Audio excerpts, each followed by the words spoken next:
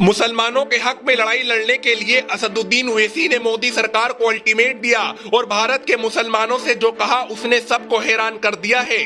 असदुद्दीन ओवैसी ने चुनाव को लेकर राजस्थान, बिहार और पूरे देश में बिगुल फूंक दिया और एक ऐसा ऐलान किया कि मुसलमानों में खुशी की लहर दौड़ गई।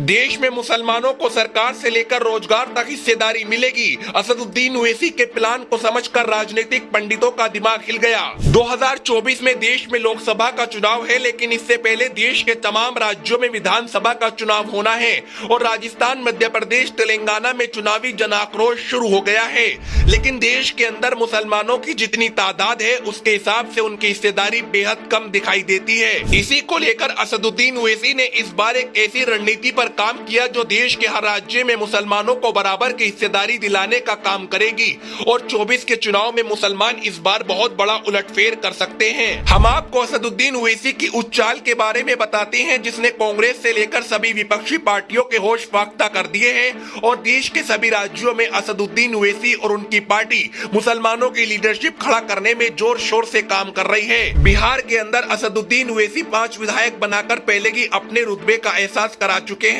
और अब राजस्थान के अंदर गहलोत सरकार को खुला अल्टीमेट दे दिया है और असदुद्दीन ओवैसी ने साफ कर दिया है कि हम राजस्थान के अंदर 30 से 40 विधानसभा सीटों पर चुनाव लड़ेंगे और ओवैसी की पार्टी के 2 उम्मीदवारों की घोषणा राजस्थान में कर दी गई है, जिसने कांग्रेस से लेकर सभी विपक्षी पार्टियों के पैरों तले जमीन खिसका दी, क्योंकि मुसलमानों को जुल्म और यातनाएं झेलने के बाद ये बात समझ में आने लगी है कि मुसलमानों की सबसे बड़ी आवाज इस देश के अंदर असदुद्दीन ओवैसी हैं और वही मुसलमानों को देश और राज्य के अंदर हिस्सेदारी दिलाने का काम कर सकते हैं। असदुद्दीन ओवैसी ने राजस्थान के फतेहपुर से एडवोकेट जावेद अली को मैदान में उतारा तो दूसरी तरफ कामा विधानसभा से इमरान नवाब को टिकट दिया गया और असदुद्दीन ओवैसी ने ये भी साफ कर दिया है कि राजस्थान में जिस तरह से मुसलमानों की अनदेखी की जा रही है और वहाँ पर मुसलमानों को ना तो कोई हिस्सेदारी दी गई और न ही मुसलमानों की लीडरशिप को मजबूत किया गया, इसी को लेकर हम राजस्थान में मुसलमानों की हक की लड़ाई लड़ने के लिए खड़े हुए हैं और आने वाले समय में देश के सभी राज्यों में असदुद्दीन ओवैसी की पार्टी बहुत बड़ा धमाल करने वाली है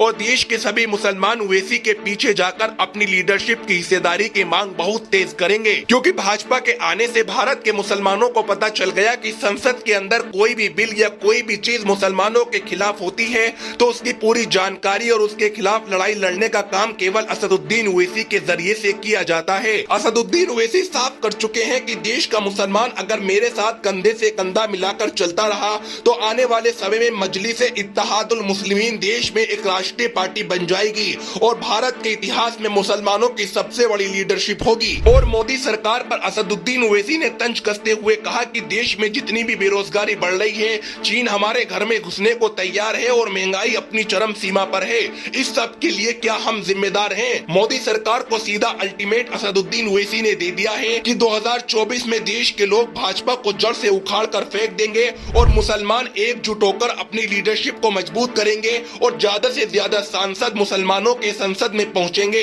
लेकिन सभी राज्यों के चुनाव में असदुद्दीन ओवैसी मुसलमानों की लीडरशिप खड़ा करने में कामयाब होंगे। आपको क्या लगता है? कमेंट में अपनी राय दे सकते हैं। अभी के लिए फिलहाल इतना ही, बने रहिए हमारे साथ।